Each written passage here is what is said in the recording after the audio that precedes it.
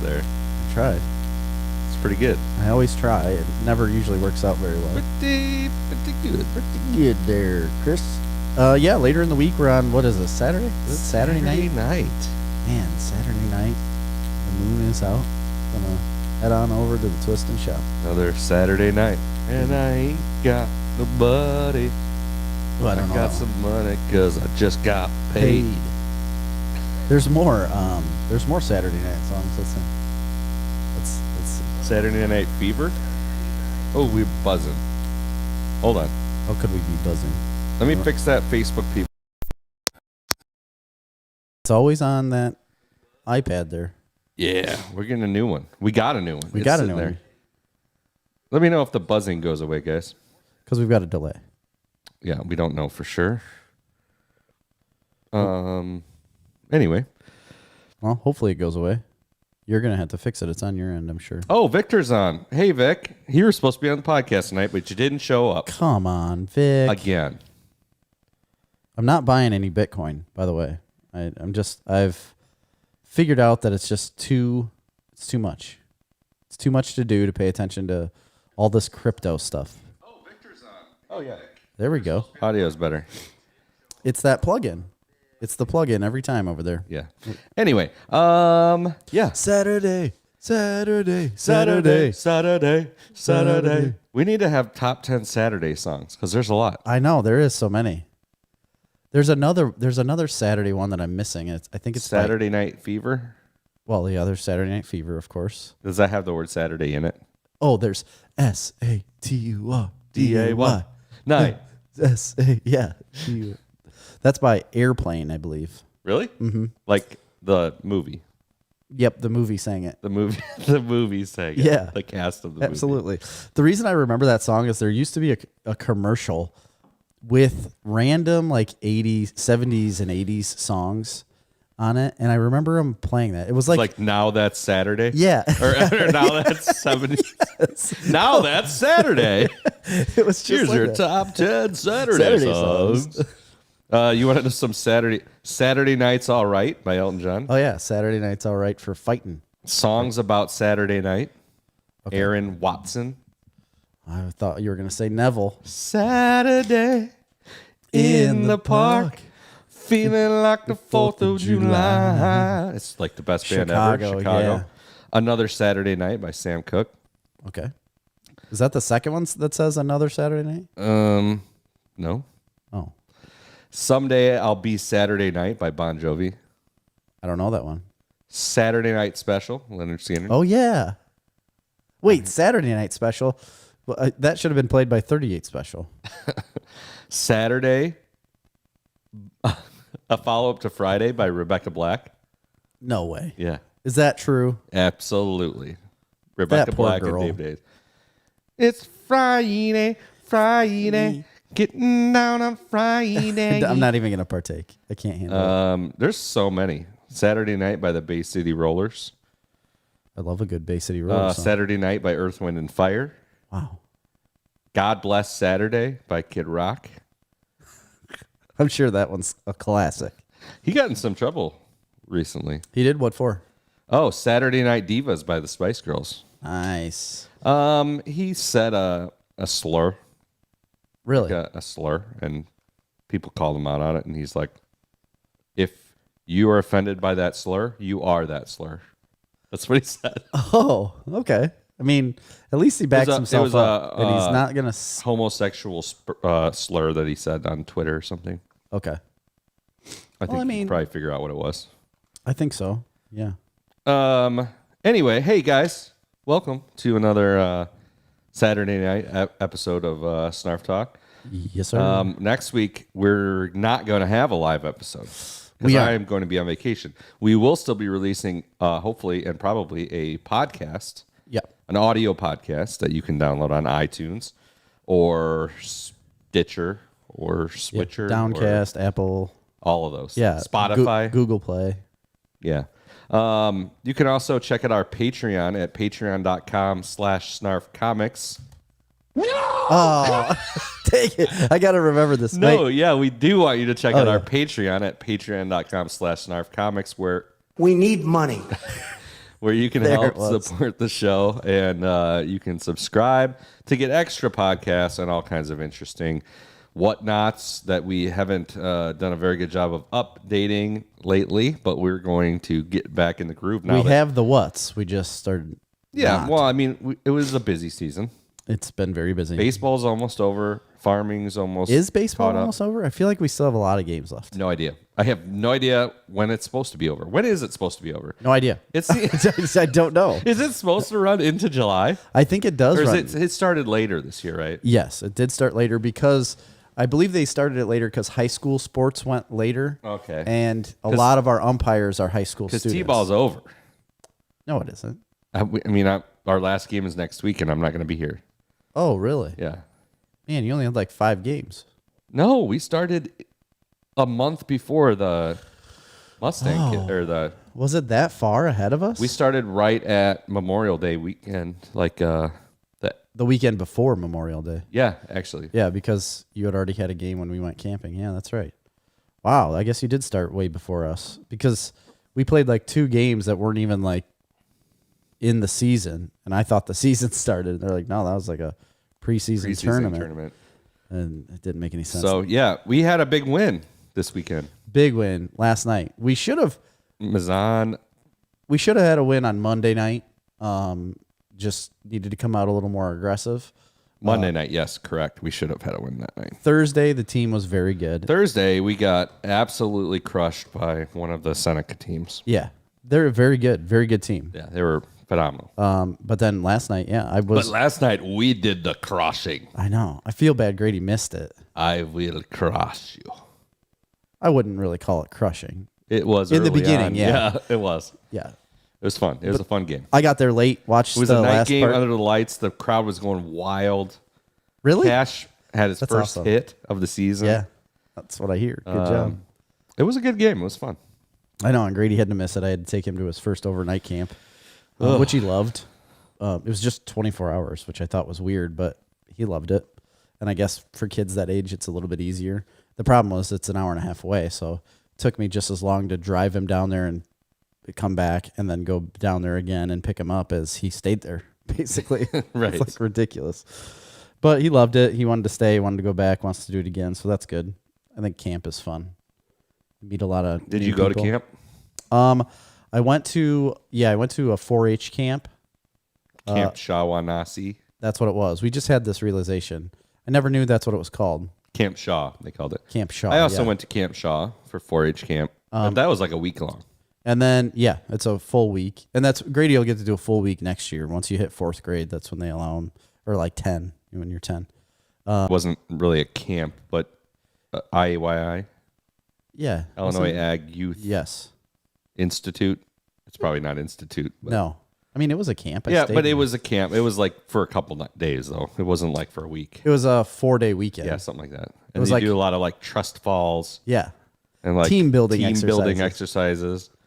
It was fun. I had a great time. I enjoyed it as well. And I met a lot of people that I continue to know and associate with later on down the road. Yes. A good networking opportunity before you ever knew what networking was Yeah. or even needed it. Definitely. Yeah. I went with, it was me, Pete Philman, and Chubbs. Is it sad that I don't remember who went with me? Yes, it is sad. Kathy Novotny was there, I know. I don't remember any guys that were there. Maybe you were the only guy. I don't know. You're the only man on the entire trip. Yes. You were like a That was it. kid in a candy store. Right. At 14 years old. I didn't even know what to think. But that was fun. Other than that, I never really went to like summer camp. Isn't there like summer camp where people like stay there for Like whole summer? like a long time? I think that's like Camp Shaw. Isn't that like the 90s movies? You know how they go to camp? Like heavyweights? Yeah. They go to that I think they're heavyweight like camp. a week-long camps. They're not all summer. I thought they were like Nobody's a month. dropping their kids off for a whole summer. Like a month. Do any other activity. No sports or anything, I guess. Right. Now there's sports. It wasn't that common, I don't think, to have summer sports like in the 90s, was it? Mandy said, Troop Beverly Hills, best camp movie ever. I have no memory of that movie. I mean, I do remember it, but I don't. I'm betting I've never heard of it. Agree. She didn't answer me. You didn't. Mandy did not answer you. Troop Beverly Hills. Oh, yeah. That was that movie with Shelley Long. That's right. I'm not going to agree. Heavyweights is great. I liked Heavyweights. That's really the only one I remember for camp movies. No, there's got to be a. Let's look up best camp I'm movies. positive there's a bunch more, but the only one that really comes to mind is Heavyweights because that's the one I've watched the most. Ernest Goes to Camp. Well, I definitely have seen that. Yeah, I love that. I was a huge Ernest fan. Oh, me too. Ernest P. Worrell, man. Space Camp. I remember that movie. I don't. Camp Nowhere, 1994. I remember the name. I don't know if I've seen Christopher Lloyd's in it. I don't remember it, but I know I've seen it. Friday the 13th, of course. it. Oh, yeah. But I'm a Cheerleader. Never heard of it. Heavyweights comes in at number 9. Addams Family Values at 8. Nope. Oh, Meatballs. Meatballs. That is a camp movie. Yeah, that's a good old Bill That's Murray. an old school. That's real old. That's 70s. The Parent Trap. Yeah. Wet Hot American Summer. Yes. I wouldn't necessarily call it. I mean, it is about It camp. is about it is camp. a camp movie, but it's definitely like a parody movie. Yeah. They're parodying camp movies. That's a hard word to say. It's probably because it's not a real word. Parodying. Parodying. Man, Moonrise Kingdom. Oh, yeah. Number 1 I love on that. this list is Troop Beverly Hills. It is? Yeah. I've never ever seen it. I don't even know if I've heard of it. And they don't even go to camp. Well, that's silly. I guess that's what this thing says. That doesn't make any sense. How do you not go to camp and be a camp movie? Christopher? Mandy said Fat Camp, but I think she's thinking of Heavyweights. Yeah. There's no way they named a movie Fat Camp. And then, I mean, Heavyweights, I guess. Do you Isn't think they as- really had fat camps? Or was that just a Hollywood trope? Honestly, I don't know. Maybe they did. They probably did. Do you think so? For kids? Sure. Yeah. Oh, man. They had to have named them something else. You didn't tell your kid you're going to They Fat Camp. absolutely did not name them Fat Camp. Well, that's no, I That know. was that's a colloquial term. Right, for fat kids that need exercise. Yeah. And you don't know how to give it to them besides send them to a camp. Well, it's a good opportunity for them to be outside and play sports and Yeah. swim. It's good exercise. Do you think the kids ever just noticed how everyone is? Yeah, It's that's really the big. whole point of the movie Heavyweights. They don't know they're going to a fat camp. Yeah, that's true. Well, he does. He calls it out when he sees the video. They play like a promo video to sucker him yeah, in, and he's like, "A fat camp? You want me to go to a fat camp?" Yeah. It was about a chubby kid who wants to lose weight, and it was so good. It's Heavyweights. How many times do we got to tell you? That's the movie you're talking about, Mandy. I was. Oh yeah, the fat camp thing. Yeah. That's what it is. Yeah, Ben Stiller's in it. A bunch of people are in it. That's Ben Stiller's role. In Dodgeball? Well, not only in Dodgeball, but in Happy Gilmore too. When he's the guy at the, Oh, yeah. it's like the same person. Yeah. I mean, obviously he's got a different character, but the character acts exactly. He's playing the same character for all three of those roles. Yeah. Between Heavyweights, what was the other one that you said? Dodgeball. Yeah, Dodgeball and Happy Gilmore. It was the 17th anniversary of Dodgeball. I see you posted something. You got a lot of responses. A lot to of traction there. A lot of people like that Duck, movie. dive, dodge, Dip. dip. You can dodge a wrench, you can dodge a ball. I think that's a great movie. I haven't seen it in a long time. I have not But it's from 2004, and I didn't realize it was that old of a movie. And Vince yeah. Vaughn, like looking at Vince Vaughn in that movie, he looks like a child. Like he looks so young. I don't know about that, but He looks super young, like in his 20s. He's not, but he looks very young compared to what he does now. I mean, you can see age on him. now he looks like 100-year-old man. Also, I guess this is a bit of news. They did say a Wedding Crashers 2 is 100% a go. Ooh. They're making it. It's already written.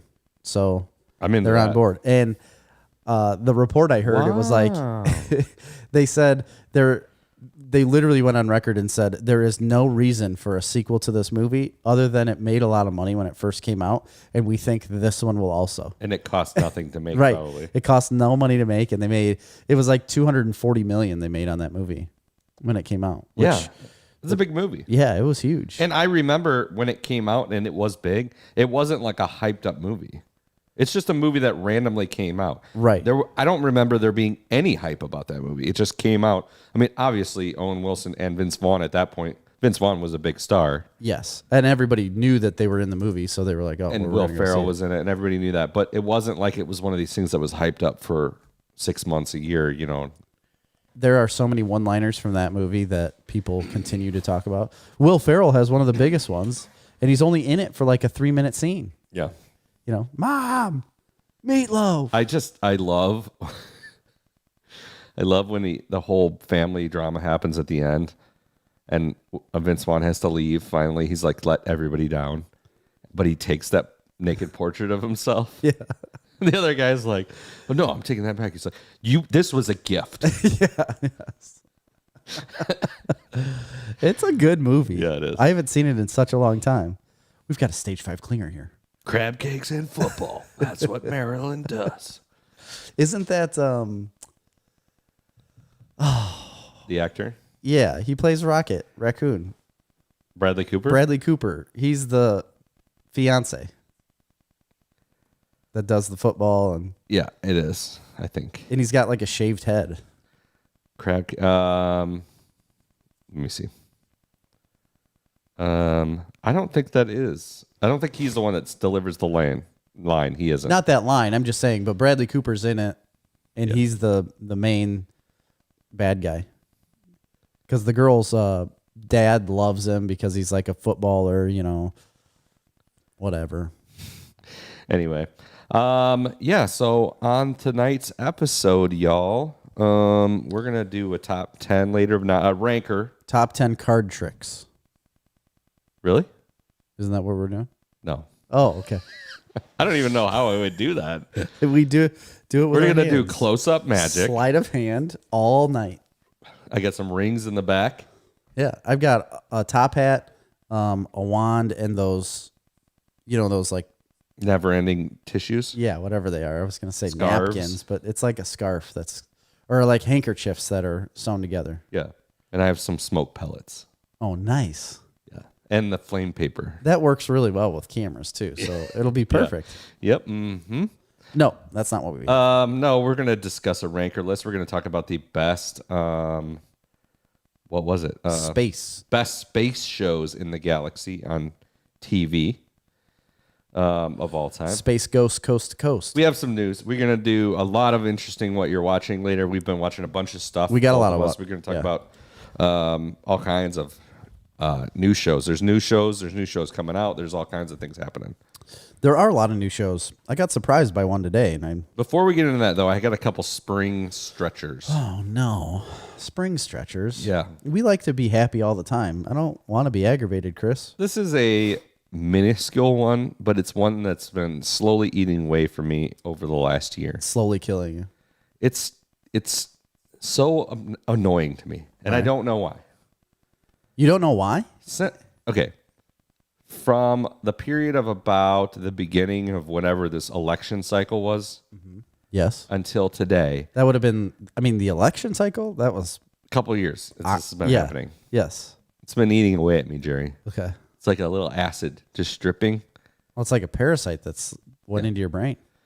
So whenever the beginning of that was, and the whole beginning of like the wokedom started rising, people started using like a very oft used phrase that I've heard before, but it started becoming more in the vernacular of everyday wokesters, and that is Okay. people saying full stop. I don't know if I've even heard that. Really? I hear it all the time now. So people will like make an argument about something, Yeah. and they'll be like, I believe that blah, blah, blah, blah, blah, full stop, which means like no argument. Nothing you can say could ever possibly. I'm going to look up exactly. What it is. I don't think I've heard it. It's a phrase. Like, are used- politicians doing this? No. Oh, I was going to say. Just people. Annoying people. Yeah. It's a phrase used to end the discussion of some topic or indicate that there are no exceptions or caveats to what you have said. That doesn't make okay, sense. You here's can't an say that. example. Like if you're talking to your child, you're a teenager and you say, you need to be home by 9, full stop. Means like there's no exceptions. There's no nothing. We're not having a discussion. There's nothing you could say that is the ultimate be all and all. So people are saying this all the time now. They're like on a political topic or on any kind of mostly political topics. They're like, just as an example, I'm not trying to get political, but like Trump is a fascist, full stop. You know what I mean? Like, so nobody could ever argue that. I don't understand. Like, there's no argument. It's a way to escape the conversation. It's a way to just only echo chamber. Put your opinion out there and then not receive anything back because you said full stop. Therefore, conversation over. I win. Go home. Right. And it's literally though the use of those words that is what my spring stretcher is, not the intent behind them. Okay. Which is also obnoxious. Obnoxious, yes. It's just like full stop. Yeah, full stop. I cannot believe you haven't heard that phrase. I don't think I really have. That phraseology. I don't think I really have. I don't know if I've heard anybody in a conversation say it. That's why I just don't think it's that common and you're just making No, it's common. I hear it all the time. Really? Yes. Well, we're listening to very different things. But I listen to a lot of I listen to political podcasts sometimes. Oh, I never do. But I don't hear on those podcasts they're saying that? No. But on those podcasts sometimes they'll have clips. Or people. Things like that. Or I've seen in comments, people write that in comments, like on a Facebook post. Really? They're like, this is my opinion. Full stop. It's like, no. Would you go away? Makes me want to wring their neck. I have a second spring stretcher too. Oh, you do? You have more than one? Yeah, okay. An unrelated topic. I'm excited. It's super obnoxious and annoying to me. And me and Marley were discussing this the other night, that they are using taxpayer money to pay out lottery, to do this COVID vaccine lottery. Do you know about this? I don't. If you get a COVID vaccine in Illinois, you are automatically entered for a lottery drawing. And they are going to draw X amount of people randomly to win money. To win $1 million each. Are you joking me? And then they're going to pull a random amount of people to win a $150,000 college scholarship. Oh my gosh. And they're funding that with all of our taxes. They're funding it with federal COVID relief funds. This is not right. It's so obnoxious. You know what? How do they get away with that? Get the thing or don't get the thing. We don't need a lottery. They're giving out $10 million in lottery for residents who get COVID vaccine. The $10 million includes $7 million in cash prizes for adults and $3 million in scholarships for youth, distributed through weekly drawings. I don't know when that's to begin. So I don't get the fact that the state governments, federal government, whatever, has the ability to just give out all of this money when we've never been able to do anything. Dan said, infrastructure wise, or first of all, Nolan said because the expanse is the greatest. Full stop. Anyway, Dan said, John just asked me if you guys can hear us. Then he said, hi, Jerry. Hi, Coach Chris. Hi, John. Well, hi, John. How you doing over there, John? Just saw you the other day. I saw you riding the Zep board today. Oh, yeah. You were with him. Yeah, I was with him today. Yep. We can hear you. Make sure you get up. Don't wake your father up in the morning, and you make him breakfast, John. And subscribe to our Patreon, John. Yeah. Get your dad's credit card. Low as $1 a month. We need money.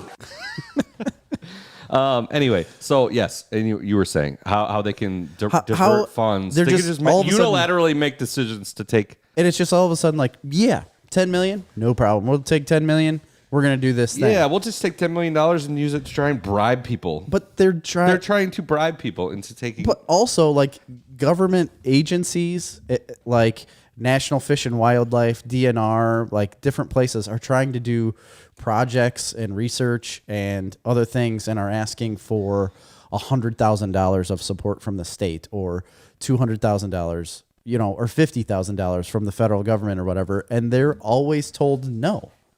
No, we never have money. The state never has money. We can't do that kind of stuff. 10 million if you get a vaccine, we're just going to give it away. Yep, no problem. So we're going to give away 13 million, but a lot of projects that other agencies tried to do, or even like new roads or fix your bridges, like I-80 is going to fall into the river. This is going to take some time because we got to figure out how to budget this, because we just gave $13 million away to people that got a shot. How does this make sense? I mean, shouldn't people be upset about that? Like, you can walk into Walmart and for free get a vaccine right now. Yeah. We don't need a lottery. No. I mean, people can get it. If they want to get it, they can get it. And I think you've tapped the market at the moment. Like, the people that really wanted it, want to get it, or even some of the people that were on the fence, there might be some others out there that are on the fence that don't really know and might get it later. But either way, I mean, all of the people that wanted it are freely getting it now or have already got it. And you're basically to those last few people that are like, I might get it later. I might not, whatever. And then there's like, if there's a flare up, there's enough supply now that people want to go get it. Like, if it starts kicking back up and they're like, oh, fuck this. I don't think you're going to coax more people into getting it at this point, is what I mean. Like, well, I mean, you might with $1 million lottery, but out of how many millions of people in Illinois? Yeah, you're not going to win it. That's what I mean. So is that really going to coax you into doing it? I guess people play the lottery all the time, and they do. Why not make it like $1,000 winner? Why don't you do like $1 million or $1 million? No, I guess it wouldn't be $1 million. Not $1 million, but it'd have to be 500,000. You do $1 million $10 winners. You get a $10 prize. Yeah.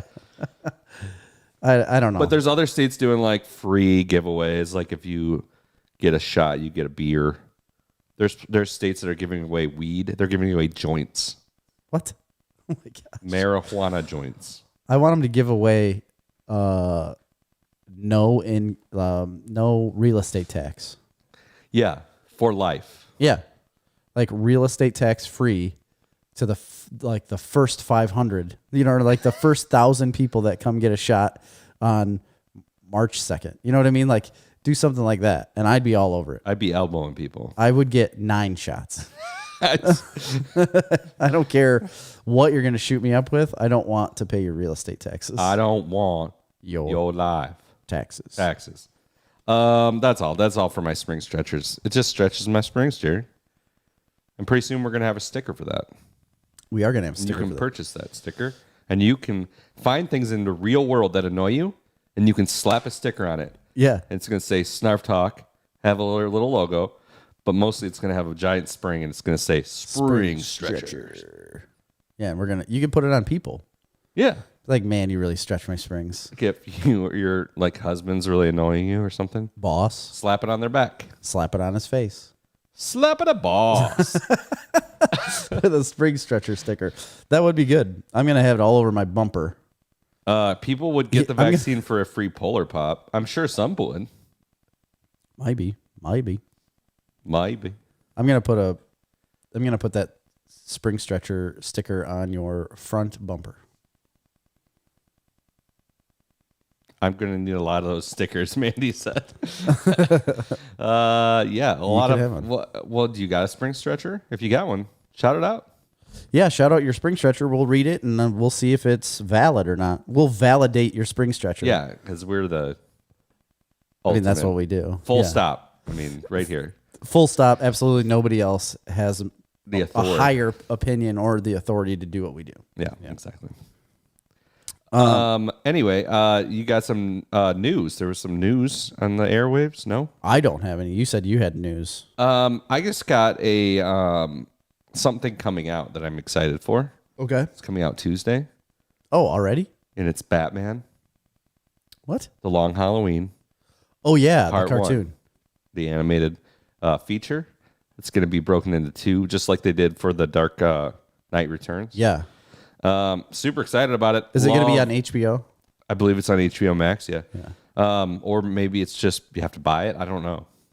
I don't know. I should look that up. But anyway, very excited about it. One of the best Batman comics of all time. Yes. I highly recommend buying a copy of Batman: The Long Halloween, the graphic novel. It's worth it. It's phenomenal. It's got a ton of stuff jam packed into it. I think it's got like every villain. It's basically like It's like the entire rogues gallery that Yes. Batman faces in one book. so. I actually like. There's lots of. We've talked in the past about our favorite Batman comics A for lot. this or that, but Go back. that is one of the most accessible. The Long Halloween. If you're just like a casual Batman fan and you just want to see like Batman versus villains kicking ass, it's great. I'm going to look it up. Halloween. I'm going to look it up to see if you have to buy it or not. I'm sure it's on HBO Max.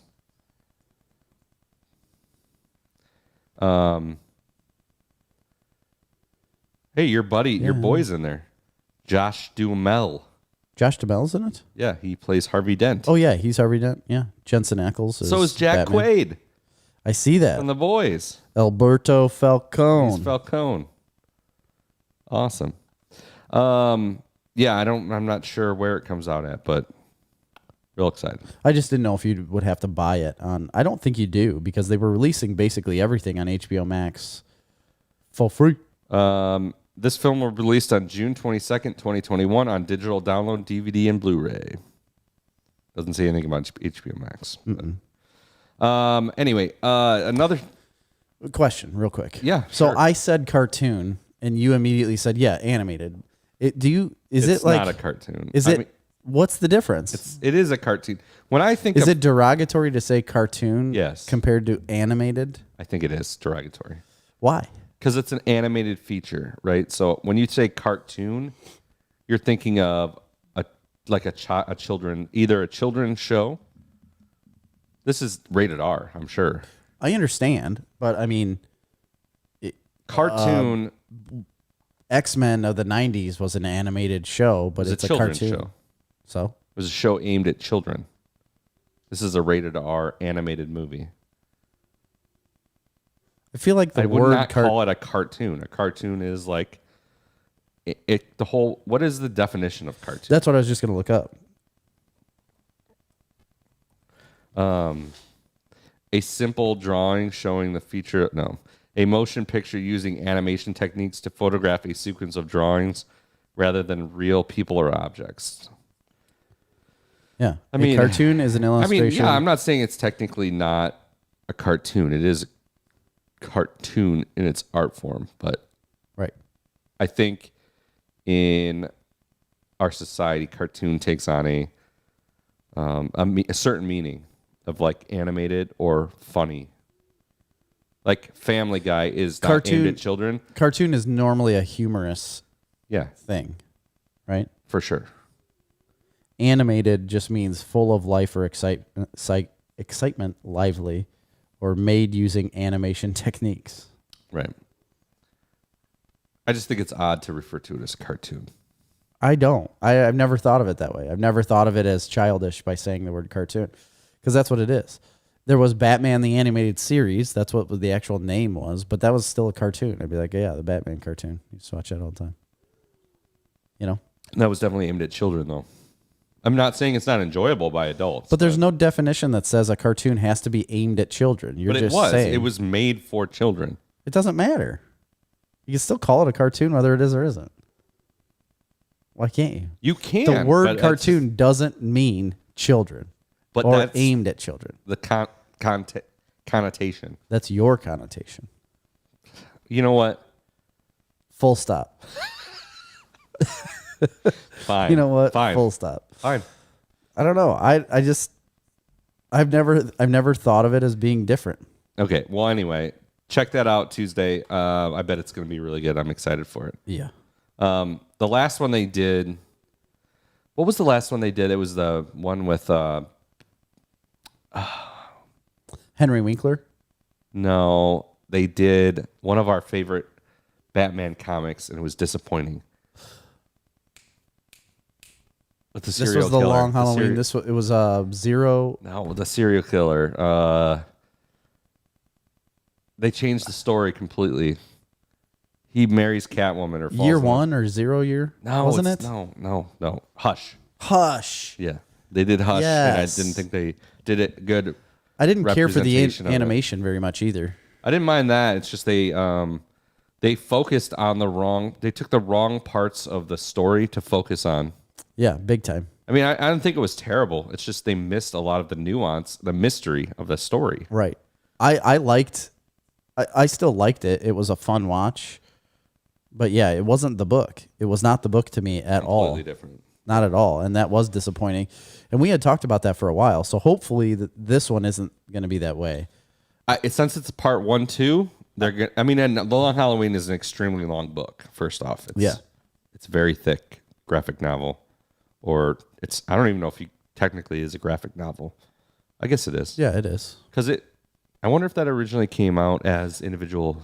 It could have, but then it could have been put into a graphic novel, which a lot of them are. A lot of whole series run. Because I've never read it outside of the graphic novel form. No, neither have I. That's what I have at home. Well, anyway, speaking of things releasing, here's another little bit of news I dug up. Loki has been such a smash success for Disney Plus Really? that all Marvel and Star Wars shows will release on Wednesdays from now on. Really? They've changed it? They have changed it. Wednesday is the new Friday. People must be seeking shows in the middle of the week, or seeking something to do At first, Disney Plus followed the Netflix pattern of releasing on Fridays. This changed with Loki, which released on Wednesday instead, avoiding conflict with Black Widow, avoiding conflict with Black Widow, which apparently is releasing on a Friday. Okay. And Star Wars: The Bad Batch, while also helping Loki with Nielsen ratings. It proved to be a massive success, with Loki becoming the most watched Disney Plus premiere to date. You know why that probably is because Fridays, think about it, like Fridays people are busy, Friday nights people are going out, Yeah. Saturdays you're busy. Party and yeah. Party and yeah. Fun. Looking for the fun on the weekend. Is that Friday? Yeah. Song? Rebecca Man, Black. you know a lot of that song. Of course I do. There's like 4 words in the song. That's true. Friday, fun, But and either weekend. way, what is probably happening is they're probably not getting watchers or people taking the show in until Sunday or Monday after the weekend's over. When you release it on a Friday because everybody gets really busy or is doing stuff or nursing hangovers.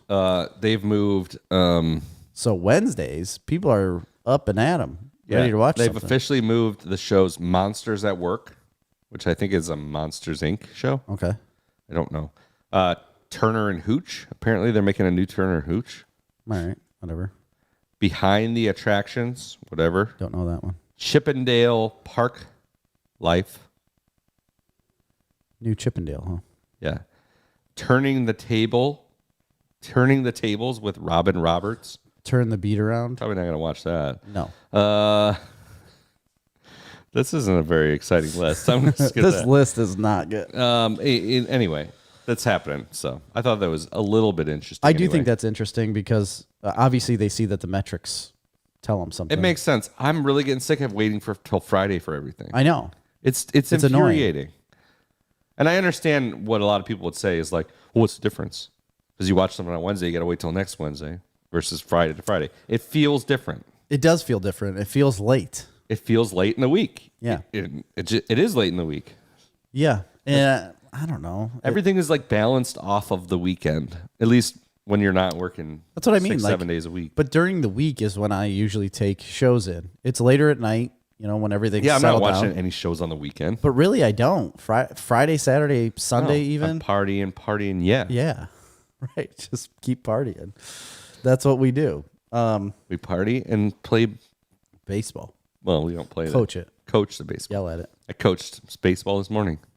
4 games this week, Jerry. My gosh. 4. I You had was 4 too. I did technically. Grady wasn't at all 4, but we showed up to all 4. What's going to happen when all 3 children are in sports? It's going to be insanity. It is going to be insanity, and I don't know. We're going to be Amy and I won't be in the same place at the same No, time it'll be impossible. because especially Impossible. especially if Grant keeps going, they're all like 2 years apart, so it'll be a 2-year delay on traveling anyways. Nolan said, I would consider something a cartoon if it has very exaggerated features. I would agree with that. It's like the style of animation almost makes a difference. Yeah. So, but is cartoon the overarching word, and then animation what is creating the cartoon? I think animation is the overall arching word. Well, of course you would, because you believe that's And then under the banner of animation, you have different styles of animation, of which a cartoon style is one. Yeah. Anime style or Japanese style. Yeah. Stop motion. Stop motion would Can be a be. style. Yeah, I guess that's not Computer- cartoon. That's not drawing. Animation would be a style. Yeah, of a cartoon. You're right.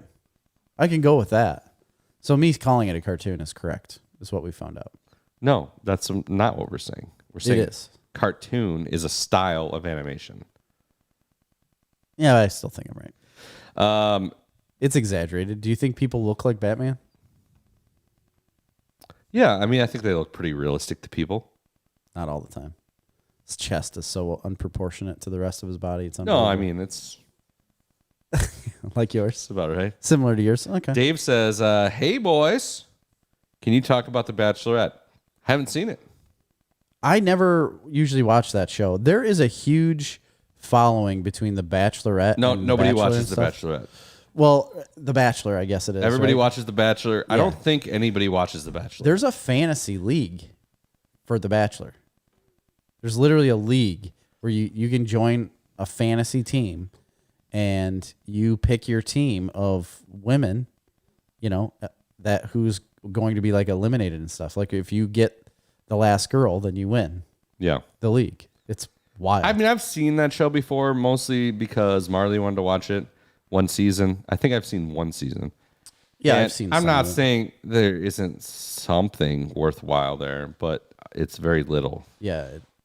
The big news with The Bachelor, though, is that the main guy has That been was fired. a whole joke, too. That was so ridiculous. But he's fired. He's done. They He, kicked him he off. stepped down. He didn't get fired. I mean, he was going to get fired because of the constant. He didn't A do cancel anything. culture. We talked about this. Did we? He did nothing.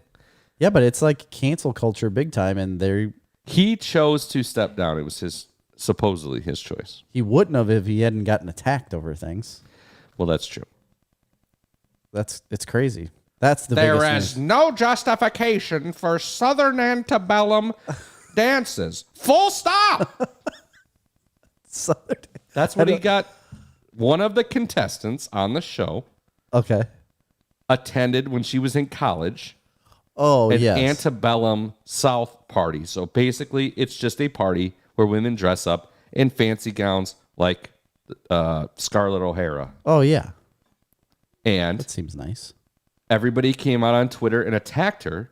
And this dude, the guy that lost his job or quit his job, Yeah. came out and said, hey, I think instead of attacking, we all need to have a little bit of understanding. That's what he said. Wow.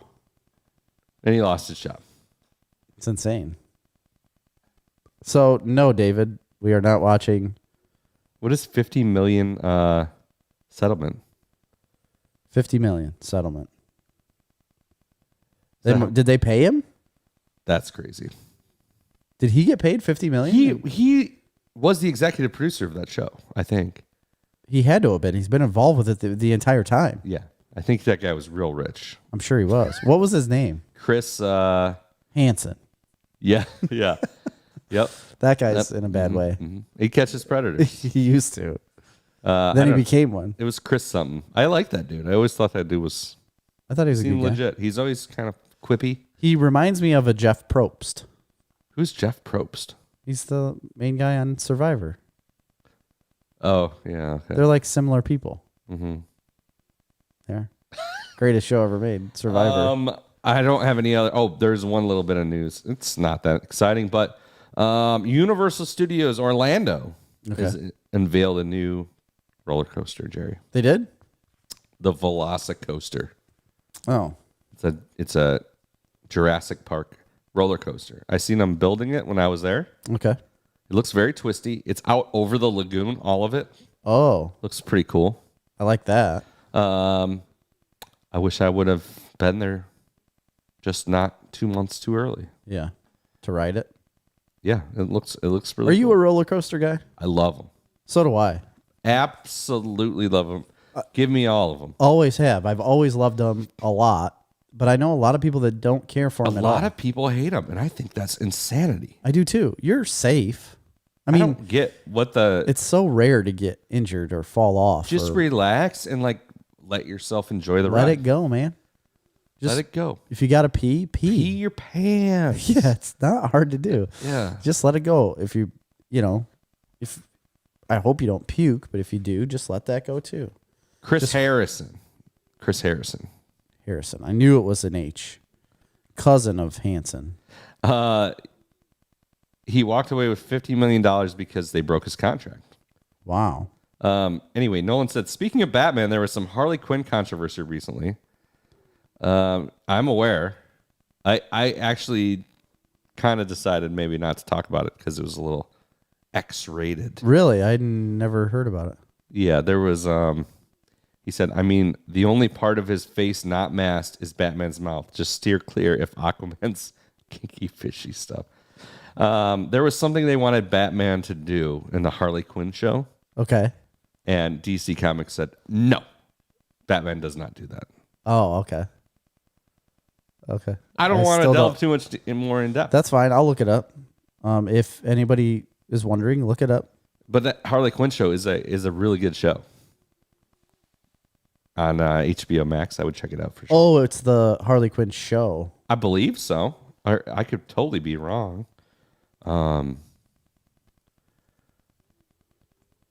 Looking it up. You Batman. are? Yeah. Harley Quinn, yeah, it is. Yeah, it was a banned scene from that show. Kaylee Cuoco. Oh, yeah. Anyway, I see. that's all I got for news. Do you have anything? No, I don't. I really don't have any news. I was looking some up, and I just didn't really find anything worth reporting. Well, we have a bunch of what we're watching. We're going to get that in a little bit. You want to do our ranker list? No, again, this Yes. is not our list. We're not doing a top 10 here. No. This is not official. We do not own the rights Snarf to this is not list. official. Snarf does not recommend. We are here to talk about how fans have ranked these shows and discuss why or not, what our experiences are with these shows, and why we may or may not think that they're ranked incorrectly or correctly. Correct? Yes, absolutely. Okay. So we're going to do, I don't know why this one jumped out at me. One of the categories on Ranker was science. And Jerry said, let's do something sciencey. Yeah, I like science stuff. But there wasn't really anything. By the way, did you know Bill Nye the Science Guy was a stand-up comedian before he was a television science guy? No, I did not. Yeah. A stand-up comedian. Yeah. I watched it on a game show. On that show, I don't know if you've seen this show, but it's on primetime, like ABC or NBC on Sunday nights. And it's like a quiz show. What's in the box? What's in the box? No, I don't No, know. this is a quiz show, and it's called The Beast. You're going up against the Beast, and you're doing trivia, Oh, really? and it's like a race. You got to stay ahead Sounds of them. fun. You would like it. Yeah, I like that's- trivia. I love trivia. And it's just random trivia. ABC. It's on primetime TV. It's like, yeah. I could look it up because I've recently switched The from Chase. It's called The Chase. Oh, I've recently switched from Hulu Live to YouTube TV, and I've done this. So I purchased this because I like to watch baseball. The only way I can see baseball in my house is if I have one of those things. So I normally only have the TV during baseball season. And Hulu Live has really, really disappointed me. I had it last year, and I thought, so it's really laggy. It lags terribly when you watch live shows. Apparently only on Amazon because my wife's uncle has it on Roku. Loves it. Really. Never had an issue. It lags so bad for me just for live shows. Any of the recorded stuff is fine. Everything else is fine. I like the platform, but live TV will lag so terribly. And I thought, well, maybe it's my internet or the fact that I've got somebody on Fortnite streaming a show in the bedroom and on their iPad in the living room. And I was like, maybe that's the cause of all this. But watching TV, the baseball games later at night when everyone's in bed and nothing else is on, still doing it. So I was like, you know what? I'm done with this. Canceled my subscription, went to YouTube TV, started watching on it. Flawless. Has no issues, has never lagged, has never quit on me, has no problems. I don't know why. And it's got all of the same shows and TV stuff, like all the same channels. And it's great. I freaking love it. I would suggest it. Well, there you go. Check out The Chase. Yeah. That's what I'm going to If you like trivia game shows. I'm going to look it up. Anyway, we're going to do the best space shows in the galaxy on TV, according to Ranker. How many do you want to do? How many are on there? Is there a lot? There is 50. Seems like a lot. It does seem like a lot. There's Just do 25. 48, I'm sorry. Okay, do 24. Okay, I'm going to start at the first one that I've heard of, wherever that is. Okay. I'm going to start at 30. We're going to start at 30. All right. Space Above and Beyond. I've never heard of it. No, I've never heard of that either. Move right into that. Number 29, The Clone Wars. The Clone Wars, like the animated show? The animated Star Wars Clone Wars. I mean, it's hard for me to react to that because I would not consider that a space show. Yeah, I wouldn't it's either. It's a Star Wars show. It's in a different galaxy. But it is in space. Right. So technically I guess it is a space show. Yeah, I guess it is all in space, technically. So. Okay, so if we're counting it as a space show, and I have to see what's above it, but it would be way higher on my list than 29. Me too. I would not obviously. have it at 29, and I don't know what's on this list. The Clone Wars, whether you're a fan of animated television shows or not, it's an unbelievable series. I agree that would be animated because it's digitally rendered. You wouldn't call that a cartoon? No, I was thinking cartoons are more drawn. Okay. You're just creating the rules as you go. I'm not creating rules. That's what I think of as a cartoon. Because we were just talking about the Batman shows, and that's what I was thinking. When I think of a cartoon, I think of somebody that drew, like what is drawn in the Sunday paper. Yeah. Like a real cartoony, like. Or like Looney Tunes and like Bugs Bunny stuff. Yeah. Yeah. Anyway, number 28, Killjoys. It was on Sci-Fi, a Canadian space adventure drama series. I've never seen it. No, I've never even heard of it. Number 27, I have heard of though, and I did very much enjoy this show. Although it was admittedly a little goofy at times. That show was Eureka. Eureka, like Eureka's Castle? No, it was called Eureka. It was on Sci-Fi. It's premiered in 2006. And I don't know what it has to do with space necessarily, but it was a small town in like the western part of the United States. Okay. That was like There is Eureka, Illinois, isn't there?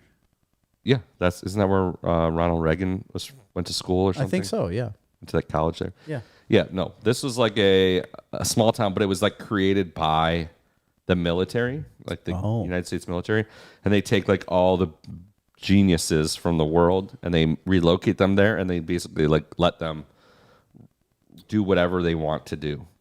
And so it's like this really advanced town, but all of these people there are the best and the best of the best of everything. Right. But there are always mishaps happening. Like this guy's creating a weather machine and it goes haywire. You know what I mean? Yeah. But it's a small town atmosphere. And the whole point, it follows this cop. And he is not a scientist, but they went out and found the best small town police officer. Okay. And that's the guy that runs the police department. It's got a kind of an Andy Griffith vibe to it. Really? In general. But it actually, like later on, they actually start pulling in some kind of dark threads of some conspiracy stuff and some, U.S. military Is it conspiracy. comical? Oh, yeah. It's a comedy. Okay. It's good. You would like it. It sounds awesome. You would like it. Yeah. I enjoyed it a lot. It was in Oregon. It was a little town in Oregon.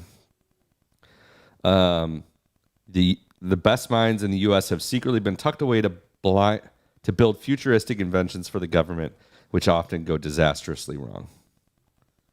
Loved it. Yeah. What was it on? Sci-fi. Oh, it was on Sci-Fi. Not too long ago, or It premiered in 2006 and it ran for a while. oh, So it's been out for a while. We'll need to move a little bit quicker on this. Let's go to number 26, Andromeda.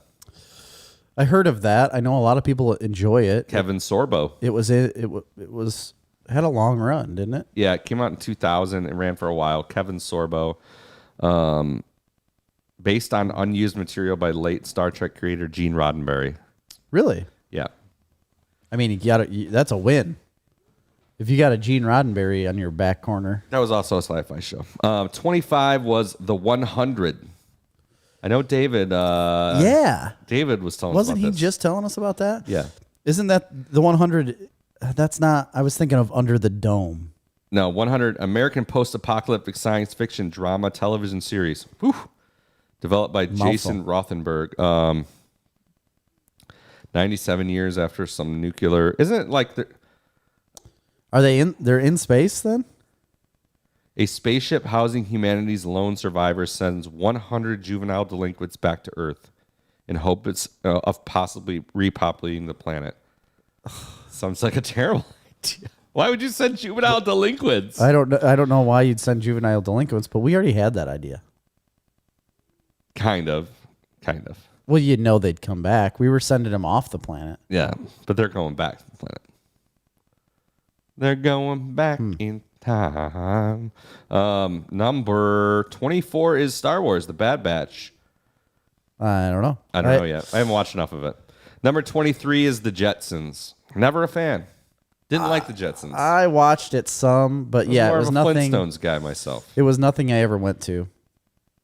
I used to watch Cartoon Network all the time, and yeah, it wasn't ever anything I really wanted to watch. Number 22 is Star Trek Discovery. That is a great show. Damn, I need to watch it. I've never seen it. Loved it. Absolutely love this. I've told everybody a million I times. still haven't got it You on have the to pay Paramount. or at least get the free trial of the Paramount Plus app to watch it, but it's totally worth it. It's got like several seasons now, and it's great. I absolutely loved it. And you don't have to be a Star Trek fan to enjoy that show at all. Really? It's very actiony. It's more of an action Okay. thing. Number 21, I'll try and move faster. Number 21, Babylon 5. I remember it. Watched Never it here and there. Wasn't a big... People are obsessed with it, Yeah, I've always heard that. but not me. Number 20, Dark Matter. Never heard of that. Nope. Number 19, Lost in Space, the old one. Although they don't have it on this list, but there is a new Lost in Space on Netflix. It's quite good. I watched the first season. First season's is the second season is better. I should say that. Oh, really? Yeah, Okay. and I think there's either 2 or 3. I can't remember. Yeah, I think There's only 3. one more coming out, and it's done. I thought there was 3 total so far, but I know I've seen the whole first season. I didn't start the second. Number 18 is Star Trek Picard. I haven't seen it yet. No. Our boy wrote on that though. Mark Bernardin. He did. Yeah, he was a writer on that show. It'll be fine. I don't know. I've never seen it. I don't have much interest in watching it, I don't either. but I probably should. I've heard good things about it. Number 17, Space 1999. It's old. Never heard of it. Number 16, you're going to disagree with this. Doctor Who. Wow. It's 16. At 16, there's better than this? I don't know, man. Doctor Who, me and Jerry have talked about this a million times. Gosh. It's like religion. It is. You can't. Now, have they failed in recent years? Absolutely. Yes, of course. They've But- had trials and tribulations. I'm enjoying the new female doctor. Can't remember her name. Jodie Whittaker. Jodie Whittaker. I'm enjoying her run. From 2009 to 2014, 15, 2006. 16. 2006 is when David Tennant started. 6 or 7. Was it? I thought it was 2009. No, it re-premiered in 2005. And that first season Oh, was okay. Christopher Eccleston. Well, I would say Eccleston. 2005 then. You need to watch that first season. It's kind of hokey. but Okay, yeah. So 2005 from there on. 2005 to 16 or 17 is just absolute gold. Until the end of Matt Smith run, I would say for sure. Yeah. I liked some Capaldi stuff in there, but it took a noticeable turn. I think it's improved a little in the new seasons with Jodie Whittaker. I dropped off. It kind of lost me. It lost me a little too. It's hard to stay on there. You almost have to binge it. You have to wait till like a bunch is out because it comes out so infrequently. Well, I know, but isn't it all out right now? It's done, right? I don't know. I'm not that up to date. I'm close, but I'm not that up to date. Number 15 is a show. I don't think you've watched it, but I have, and I loved it. It's called Farscape. No, you told me about it. I haven't ever seen It's it. an Australian-American series that came out in 1999. It ran for a long time. With like Muppets? Yeah, Jim Henson's character creation company. Yeah. They're not all Muppets, but they have some characters that are Muppets. That's awesome. It is awesome, and the show is low budget, goofy, Yeah. spectacular. It's about this American astronaut who's like in some kind of a new craft, and he gets sucked through a wormhole, and he gets picked up by this like ship and becomes a crew member with them of these various different aliens, and they kind of just traverse the galaxy together. That's cool. On adventures. How do they get out of the wormhole? He gets like spit out a wormhole. Like he gets sucked in and spit out the other side. So he could never go back home, huh? No. Well, and I don't remember I've seen every episode. I do think there's a point at which they go home, but it's like a different point in time because he went through a wormhole. Right. So yeah, everybody he knows was dead or whatever. Or whatever. Yeah. Everybody knows Gloss is over dead. that. Or whatever. It's not a big deal. I enjoy, if you like sci-fi, science fiction, you'll in case you know what sci-fi means, you'll really you'll really like Farscape. But you gotta be prepared for something a little campy, low budget. Right. Number 14 is Star Trek Voyager. Never saw that one. Never saw that one. Number 13, one of my favorites also, Seth MacFarlane's The Orville. The Orville. Is that still going? I believe there is another season that's supposed to come out. The last season ran right before COVID, so I'm guessing they got delayed. Oh, yeah, definitely. Or maybe it was even a year before. So it was kind of one of those that's always been on the fence. I think it was a really expensive show. Yeah. In cast. It looks expensive. And what they're doing with it. And it has, there's the people, like some of the people in the cast are pretty uppity. you know who they are. Well-to-do. Well-to-do, uppity assholes. No, I'm just kidding.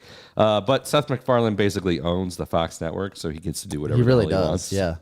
yeah. Because he's made all of their money. He just signed a deal with Peacock, too, I believe. Like a $100 million deal or something, $110 million deal to create shows for them. So why isn't it happening on Disney? They own Fox. He works for Fox. I don't know. Peacock. That's NBC Universal. Doesn't make any sense.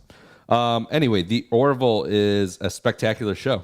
It's really, really fun. I know you always loved It's it. hilarious, but it's also got drama and it's got all kinds of good things going on. You had said there's an episode that is probably one of your favorite episodes or one of the best created episodes of all time. Yeah, I can't off the top of my head remember the details of that episode right now, but I did at the time. I'm like, this is one of the best episodes of television I've ever seen. Yes. Yeah. It's a fantastic show. That. And it's funny. And I loved it. Number 12. I know I don't want to visit Colorado Springs. I actually do, but it's a different story. It popped up an ad. Okay. Number 12, Star Trek Deep Space Nine. Never watched that one. Neither have I, no. Yep. We're terrible. I know. Terrible. I thought I would know more of these. Number 11, Battlestar Galactica. I've watched some of it, but this is such a big show. People love it. It's like a whole community. Yeah. Edward James Olmos. I mean, I would say rivaling a Star Trek type community. Huge community. Yeah. I mean, there's podcasts about it. There's is everything about it that people love it. I've tried. Last year, I'm like, I have to watch this show. People love it so much. right. And I watched the first half of the first season, and I enjoyed it. But it's now from 2004 or 5. Yeah. Is very much similar to like early Doctor Who. And that's a hard sit. It was a hard sit, but I enjoyed the story that I saw that in that point. You know what I mean? So I think I could get into it, but it's going to take having nothing else to watch. Which is not going to happen. Isn't going to happen, right? So, number 10, Star Trek Enterprise. I have seen Enterprise. I've seen some of Enterprise. That is Scott Bakula. Scott Bakula. Why can't I think of what He's he the looks captain, I believe. It's a prequel. You know who Scott Bakula is. I know, I do. I need to look him up just because I can't think of his name. Series premiered in 2001 on UPN. I've seen a little bit of this just because it was on when I was of that age, but Yeah. I don't know much about it. I think I was the Next Generation. We'll get there. Number 9 is The Mandalorian. All right. Now we're getting somewhere. It's in a top 10, huh? It's in the top 10. I think it could be a little higher. Yeah, I think it could definitely be higher, but I'm glad that it's in there. I'm glad they recognize that. Let's see where we're going, though. Number 8, The Expanse. And I haven't seen all of that. I haven't seen all of it. I've seen the first 2 seasons now. It's a sci-fi show. I'm currently watching it. I started it, and again, people have been telling us to watch it, and a lot of people have seen it. It's kind of got a cult following now. That absolutely, it's very good. It's a very good show. I don't know. I've heard it gets even better as it goes along. I love Thomas Jane. He's great in it. Yeah. Nolan wants it to be number 1. Of course he does. And this list, Amazon did a good job of it. Nolan said this list is officially shit if they ranked Enterprise over Voyager and Deep Space Nine. They did. They did, and I'm not particular to any of 3 of those. In fact, any of those, I've seen probably the most of Deep Space Nine. That's what I was going to say. I'm pretty sure I've seen a lot of Deep Space Nine. I just don't remember. I don't remember. I have a very hard time separating. Well, you just do it by the cast. I understand. It all blurs in my mind. Yeah. When I watched it as a kid, I haven't watched it since. Yeah. Number 7, Stargate Atlantis.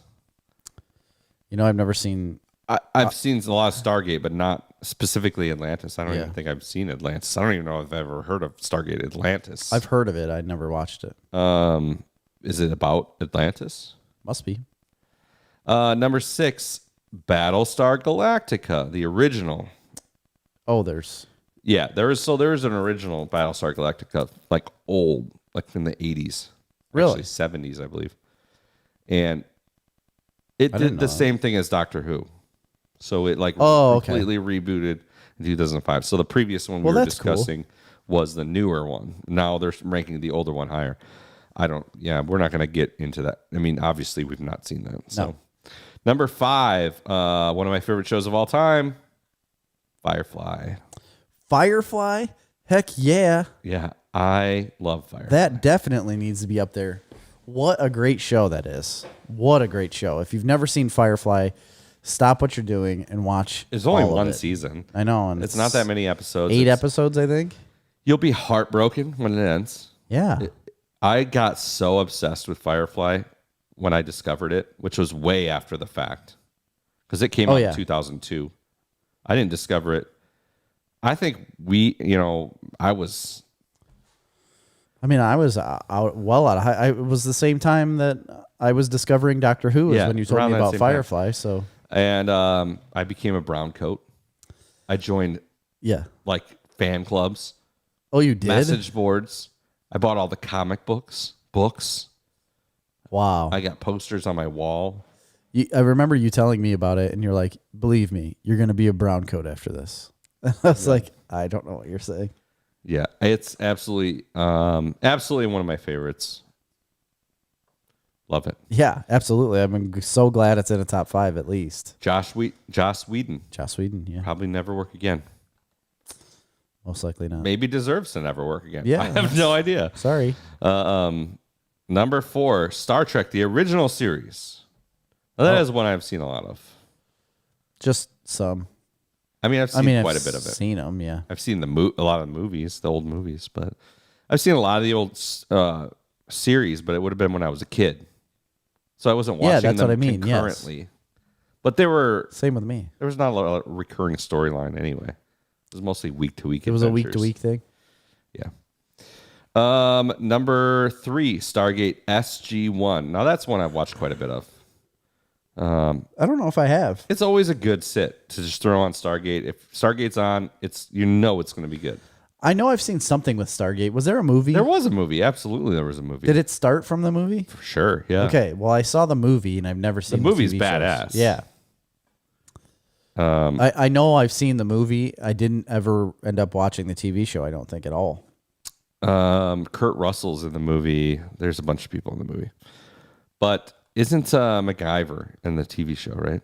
The guy who plays MacGyver. Nolan just said, didn't know you guys are fellow browncoats. Find Firefly the series. That should have been epic.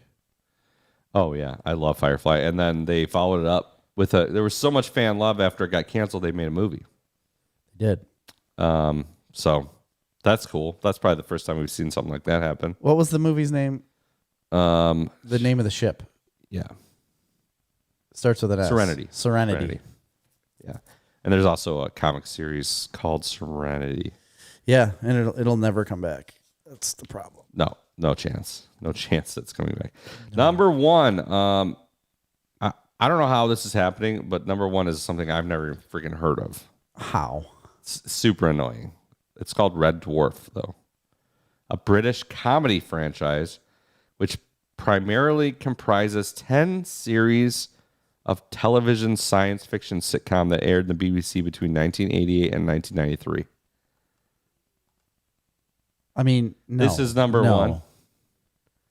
No ranker. It's not number 1. This is trash, this list. So if I'm just quickly basing on this list, if I got to do my quick top 10, not in any specific order, I mean, I'm definitely throwing in Firefly. I'm definitely throwing in The Expanse, The Mandalorian, The Orville, Farscape, Doctor Who. You know, some conglomeration of those things. Clone Wars, if that counts. They never even had Next Generation on there. They did. They did have it on there. Where? You know what? You're right.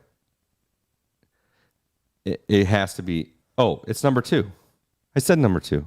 You did? I don't think you read number 2. You know what? I didn't. I accidentally skipped over it. I Number know. 2 is Star Trek: The Next Generation. That's why I was like, was that number 2? Which also is definitely the one I've seen the most of. Yes, that one I've absolutely seen. Because that's the one that was on when we were kids. LeVar Burton and Data. Yes. Yeah, of course.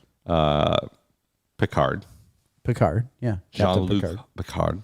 That was an awesome show. I watched that a lot. It's a great show. Absolutely phenomenal show. It's the only one that I really watched a lot. And like you said, yeah, it was because it was in my wheelhouse as being a kid and watching TV. But you would think it would spark something in me to want to watch more Star Trek, but didn't. Well, watch Discovery. This is great. Yeah, guess I should. Yeah, Nolan caught it too. Whoa. Where was Next Generation? It was number 2. Yeah. I don't know. Maybe I had the numbers wrong. I don't know. But yeah, you did. You screwed up again. you know what? I screwed up last night when I was keeping score in that baseball game. Oh, you did? Oh. We were following Game Changer on the way home, and it seemed to be correct. I missed a run that scored, and the other team's coach got very upset about it. Really? Yeah. It was 11-3. They scored. I wasn't paying attention. And then he's like, "Isn't it 11-4? 11-4?" How would he know from you? It wasn't on the scoreboard. Oh, well, you didn't do the scoreboard. I know, but then they came to me as the official scorekeeper. Oh. They're like, what's the score? And I'm like, yeah, it's 11-3. Step off, bitches. Yeah, and then they're like, no. The guy's like, it was 11-3 when we started sitting this good score. And then he went to his scorekeeper. And that guy's like, it's 11-3. No. Yeah. And then So you were both wrong? everybody was wrong, except for that one coach who turns out was vindicated. It turns out he was absolutely right, but it was embarrassing. I take my job real seriously. It should be embarrassing. I mean, you are a spokesperson for MVK and our team. You know, and as the official scorekeeper, I expect you to live a certain way. And keep score officially. And to officially keep the score. Accurately. Yeah, accurately. And full stop. And we're at full stop here, yeah. So that's it for that list of... Boo. You don't like the list? No, not at all. I mean, it only had a handful of shows I knew. I thought it'd be better. Really? I thought I would know more shows. I feel like you would have known most of those shows. I mean, I knew them, but I really didn't never see any of them. I thought I guess I should change that. I thought I had seen more shows on that list. Yeah. But I didn't, and now I'm just sitting here sad. Now you got some work to do. That's the way it goes. I guess. I'll never watch a lot of those shows, though. I can tell you that right now. You should. But I won't. So stop. All right, fine. You want to do what we're watching? And then we can that's wrap all we it got. up from there. Even if it's a little early. That's is what it is. It's our show. It's our show. Let's stop. Can we get a button for full stop on there? We're going to have to. Yeah. I don't know how to do it right now. I've never done it. No, it takes some work. Oh, okay. What you been watching, Jared? All right, so we've never... You know what? Let's start out the gate because we've been not talking about Mighty Ducks Game Changers. Oh, okay, yeah. Let's get it out of the way first. Okay. I didn't even have that on my list. We keep I kind of skipping forgot about it. We've been skipping it for like a month. You're right. Go, start. Well, first of all, let's talk about Nolan here. Oh. Number 1, Next Generation. Number 2, Firefly. Number 3, Expanse. Here's the deal, Nolan. I think you like Expanse more than I like Expanse, although I do like Expanse. But you haven't finished. But I have not finished it, so it's hard to say. But there's some other shows on there that I would definitely pick over Expanse, no doubt. Next Generation, I'm sorry. I mean, I can put it up there because of I respect it. Yeah. But it's not, like, personally to me, hasn't affected my life the way some of these other shows have. Clone Wars. Yeah, for sure. I mean, and Firefly would probably be number 1 for me. Oh, yeah. Yep. I completely agree with that. From that list, yeah.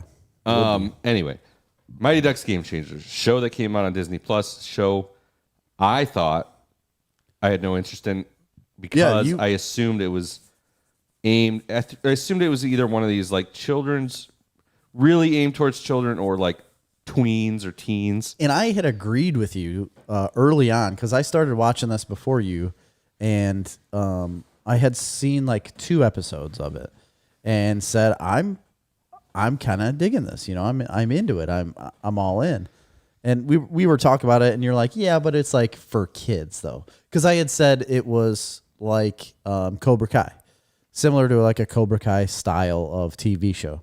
And you're like, yeah, but more centered towards kids. It's like a kids show. It's definitely not like Cobra Kai. And I mean, it's in the vein. That's all I meant. Very roughly. Cobra Kai is very much aimed at adults. Yes. And but it harkening seems... back on the nostalgia. I mean, and Game Changers is definitely aimed at kids, but with it's still being an enjoyable experience for parents to watch it. Yes. So at the time I was like, yeah, it is most likely going to be more towards a kids show. At the time, that's what I believed in the beginning. Then as it went on, I mean, you guys stop rotating your chair. Oh, sorry. As it went on, I got more and more and more involved in the actual storyline and what was going on. So, it sucked me in a lot more than what a kids show normally would. So it's not. I 100% agree. I don't call it a kids show. Yeah, no, I enjoyed it a lot. I think it's a phenomenal thing that you can watch with the whole family, or you can watch with your kids. Yeah, and I'm always looking for that. And I wanted to. It was me after me and Cash watched it. After we watched an episode, it was me being like, "Can we watch another one?" Yeah. because I want to see what happens. Yeah, absolutely. And the stakes aren't super high, but they feel high enough at times. And yeah, it's a little bit ridiculous for sure. But Right. I enjoyed it. I liked seeing Emilio Estevez. I feel like his acting ability has declined significantly. It has. He's very wooden and hollow, but I still enjoyed seeing him. I agree with that. And I feel like they didn't give him enough to do Yes. because of that. Well, Or like and he just didn't get enough to do. And I don't know if it was because of his acting, but it felt like it was because of his acting. It definitely felt like that. Is it Lauren Graham? Yeah. I thought she was great. I enjoyed her as a character. She plays the same character in everything she does, and I'm fine with it. It's perfect Less for her. annoying to me in this than she is in some other things. Oh, yeah, for sure. I guess. I'm not a huge fan of hers. I can find her quite unbearable. Have never found her unbearable, and I loved Gilmore Girls, but I don't know. She's just very mediocre, or just always in the middle to me. Like she just acts the same all the time, you know? Yeah, she's a little bit. I think she's a little better in this. The kids are what shines. I mean, the kids are great. What's the funny kid's name? Nick? The little fat kid. Yeah.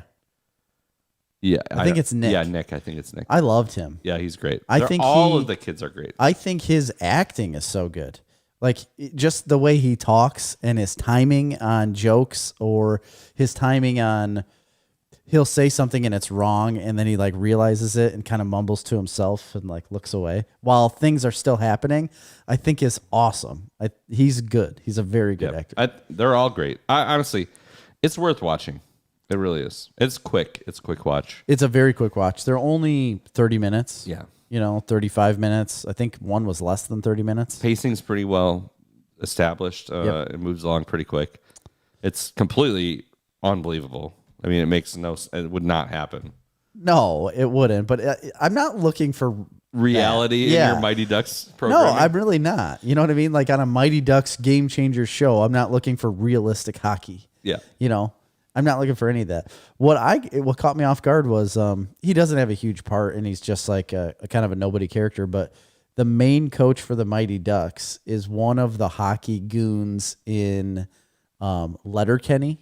Have you ever seen Letterkenny? Yeah. I just realized that. Yeah. Yeah, he's one of the hockey goons that like is always made fun of, and is just he's known as a hockey guy. So then when I saw him in the show as a hockey coach, I was like, that's fitting. I was like, I wonder if he's going to play the same character, because that's going to be hilarious. He definitely does not. No. But he's not in it very much. It's not a big deal. No. So anyway, I would recommend for something to watch with children primarily, but it's enjoyable. Yeah, I couldn't get any of my kids to watch it with me. I've been begging Grady. And like he half just of won't. them with Cash, and then he wouldn't watch it at the pace I needed to, so I finished it. But he went back and watched all of them, the rest of them by himself. Did he? And he liked it? Loved it. Yeah, that's good. He's watched it 3 times now, the whole series probably. Really? He absolutely loved it. Wow. So yeah. So anything else you've been watching? Lots of things. Do you want to talk about Sweet Tooth or wait? Let's do that last. Okay. I saw a movie this morning with Graham that I just saw come out, and I had talked about it before because I noticed it was going to be a new Disney movie, and it was Luca. I had no idea what the movie was going to be about when I had seen the trailer for it, because they don't really show you. It just said Luca, and then the trailer was him running around, and it showed all the colors and whatever. Like it looked like just 2 little Italian boys running around. That's all I thought it was. Right. Turns out it's about sea monsters. Yeah. He's a sea monster, Italian sea monsters. and he lives like a farmer's life under the sea. That's what all these sea monsters do. They farm. He's like the sheep herdsman. He herds fish around. Like a shepherd. Yeah, that's what it would be called. He herds these dumb fish around. And there's people that are harvesting kelp and seaweed and stuff like that. That was kind of neat. And then they always have the main thing was don't go to the surface. Don't go to the surface. They're always hunting you. Right. Don't go to the surface. Zootopia. So he goes to the surface. Of course. Why wouldn't you? But what else are you going to do? What you find out is as soon as you get up to the surface, you change into a boy. That's crazy. It is. So then he's living a whole nother life on the surface when his parents don't know. Then his parents find out, and then they come up to the surface, and there's just a whole thing going on, and they're in a bike race and a spaghetti eating competition. At first, I thought it was really dumb. Did not like it in the beginning at all. Got up, was doing some other things. I came back later and sat down. So I missed a little section that what was setting up this bike race, spaghetti eating, swim competition. It's like a relay. So there's one person that does the bike race, one person does the eating, one person does the swim. And then whoever wins got a Vespa scooter. Wow. And they're really hitting all the Italian tropes. big time. And so I missed all of that. And they're with a girl in town, and her dad's a fisherman and whatever. She always loses the race every single year, and this one mean guy always wins it. So it's about them getting ready for that and whatever. And Luca starts to build a relationship with this girl rather than the first boy he ever met, and then the boy gets jealous. Anyway, long way of saying I thought it was relatively enjoyable. It's not great.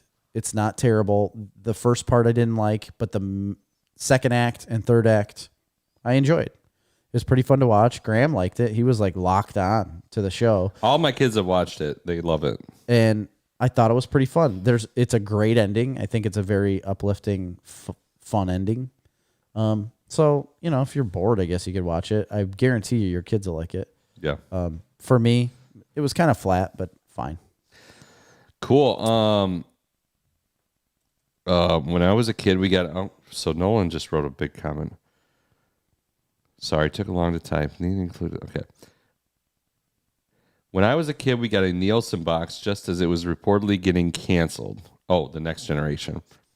I thought I could single-handedly save the show by watching until my eyes, but this was my dream as a child. Wow. To be a Nielsen family, because I'm like, I felt the same way as what he's talking about. Yeah, you could I'm like, keep I can TV direct shows. it. I can keep what I want on. Anyway, I thought I could single-handedly watch it. Religious watching until my eyes bled religiously every day. I made a point to watch it from start to finish because I was determined to save that show. Wow. How did you get a Nielsen box? Did you have to sign up for that stuff, or? I don't know. No, I think it was like random. Like you got randomly picked. I don't know. Oh, really? That's interesting. Yeah. I never had one. I didn't know about it for the long time. Nielsen I ratings. didn't know it. I've never known anybody that's had one. No, It's the first person I've ever heard that had one. Yeah, he's done everything. Yeah. Gosh. So anyway, next show I finished watching season 2 of Mythic Quest. Oh, I haven't done that yet. I loved it. I love I this keep show. forgetting about it. But they do some crazy ass shit in the second season. I mean, not really that crazy, but they take a lot of creative risks that I think are interesting. Really? I know that Charlie Day is heavily involved in season 2 writing, as well as the rest of everybody. But they do on the last 2 episodes. That's me. I gotta whistle. Oh, The last 2 episodes. So the second to last episode, they do a flashback episode covering CW, who's like the old dude who's the writer. yes. Covering him like coming up back in like the 1960s. Okay. Call it, with these other 2 writers that they come up together, and it's great. It's a great episode. It's a funny, fun flashback episode, but it's got some heart, and it gives you some context that then leads into the final episode of the season, which is back in real time as CW and one of the testers go to this long lost friend of his that he came up with writing Yeah. to like settle a feud. Oh, And it really like takes a complete deviation from their standard storyline, which I thought was Sure. interesting to do in the last 2 episodes. right. Other than I know that season 1 had been shortened and probably season 2 had been shortened from COVID. So because in season 1 they literally like end it with a COVID episode. Yes, I saw that. That's where I ended the show. So I finished the first season then. For some reason, I thought there was more after that. I guess I was wrong. Well, then they released like a bonus episode, and then all of a sudden season 2 came out. Oh, okay. And I really like it. I think it's a super smart show. I highly recommend it, pretty much. I mean, Apple Plus, you should get it anyway because you should be watching Ted Lasso, and season 2 of Ted Lasso is coming out soon. So if you're already going to pay for it next month, right? you have no reason not to check out Mythic Quest, especially if you're a fan in any way, shape, or form of It's Always Sunny in Philadelphia. Yeah, I'm gonna have to get back into it. I didn't feel like first season was like It's Always Sunny. It's not like It's Always Sunny at all. I don't think it's like that show, although it shares There's some similarities, humor and similarities to it. Yeah, but it's not. It's a little more polished on the nose, and it's a little more narratively focused. Yeah, that doesn't. I'm not. Neither of those are positive or negative things. They're just different. They're just different. differences. It's definitely got a more cohesive narrative than It's Always Sunny, which is generally like almost like a week-to-week sketch show, really. Yeah, it's all over. Yeah, it isn't, and I know some listeners will get mad that I said that, but it is all over the place. It's a ridiculous show. Right, I agree. It's slapstick humor, really. Mm-hmm. In a way, I don't know. Yeah, kind of in a way. Slapstick because that's like physical comedy, but right. But it's like the ridiculous type of comedy, the things that are like outlandish and not going to actually happen. Right, where this is an actual show with a narrative structure. Yeah. Anyway, so that's my second thing I've been watching, and I highly recommend it. Season 2, finished it, loved it. Check it out. Nice. I started a season 2 of a show that we've watched before. It's on my list as well. Oh, you went back and watched it? Yes. Oh, good. Dave. Yep. Hi, I'm Dave. Hi, I'm Dave. Yeah, I don't remember him playing that in the beginning. And that was one of our favorite shows of last year. Yeah, it was. We highly recommended it. Absolutely love that show. So I'd love to know your opinion of these first 2 episodes then, because the first episode caught me way off guard. Me too. Yeah, I have not been a fan of the first 2 episodes of this season. Yeah, at all. I did not like the first episode at all. I didn't either. It didn't seem to have the same kind of tone.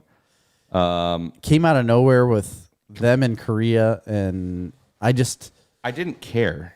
Right, there was nothing that built up that led you to care, because last season you don't end with him going to Korea, right? And you don't end with him. You end with him going out on stage to rap. Yeah. And at first, I thought that's what he was going out on stage to do at the beginning of the second think episode. they need to understand that this show isn't a comedy in the sense that they think it is. Like, it is a comedy, but it's not the type of comedy that's like gag humor and like laugh out loud. It's, I don't know. I struggle to almost even call it a comedy, to be honest. But right. This season so far, it's not. No. Last season, it was in the beginning. Kind of trailed off towards the end because it got a little more serious because of his rapping and whatnot, but it still had humor in it. It definitely always has humor in it. I mean, I really like his manager. I can't remember the actor's name. Andrew Santos. Andrew Santino. Love that guy. I listen to him on Joe Rogan. I like that guy. Yeah, he's an awesome comedian. Yes, he is a very good comic. So anyway, I haven't been a fan. Give me a reminder on season 2. I think I might have fell asleep. He's got a podcast too called Whiskey Ginger. That's really good. He has a funny line in there where he's talking about how, I don't know, Gator says something about like it's being a minority. Gator says something about being a minority. He's like, redheads are the minority. They're the true minority. There's like, and he goes on a rant about it, and it's funny because it's true. Actually, kind of true. Yeah. Anyway, so remind me again, episode 2, because I think I fell asleep halfway through it. Episode 2. So he had finally told them he has no music and stuff, and they meet with the record company. Yes. Well, yeah, they put him up in a house in LA. Okay. And he's there trying to record and trying to figure out how to get like a flow again, and trying to record. Then all these ants show up. He gets ticked off by the ants, so they set up a meeting with the record company just for them to come in and kill the ants. And all they ended up doing was they said, "Yeah, absolutely, we'll take care of all of it." But all he ended up getting out of that was a couple of cans of like insecticide spray. They didn't come and like actually spray the house, which I thought they would do. Anyway, and then he comes back, and I don't know, he goes to a party that he's invited to from the friend. It's basically just him obsessing about this party and seeing his ex-girlfriend. Yeah, being worried about not being able to make music, and then obsessing over a party because he needs to go see whatever Allie. Yeah. She doesn't show up, brings a different girl over. I don't know what was real at the end of that episode. I didn't see that at very end. Okay, so that like the end was kind of funny, but he brings a girl home, and what I thought was going to happen is that they have headsets on, and he was showing her his music and like just the music station and whatnot. And he said, he's like, have you ever tried auto tune? He's like, it makes everybody sound good with auto tune, because he told her to sing and she wouldn't.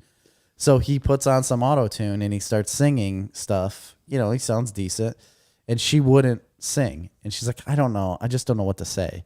What I thought was going to happen is that he was going to start throwing out random lyrics and putting it together into a song. Didn't happen at all. She just kept saying, I don't know what to say. And he was getting like aggravated and telling her things to talk about and to sing about. That was the whole scene, and it was weird because the direction I thought it was going to go, it definitely did not, but I feel like it should have, because that was like right on the nose, like ready to go. She was asking him what to say, and he's been wondering what to say for music, and it didn't happen. That's what the show does, though. I know. So then she is getting friendlier with him and says, I've heard you have a weird thing. I'd like to see it. Like I'd like to see that and get to know it a little better or whatever. And he like pushed her away. He's like, wait, what? He's like, I'm sorry. I've got a big day tomorrow. I got things to go do. And then he makes her leave. And then it shows him did you ever see that electronic thing that he uses for himself? Yes. Okay.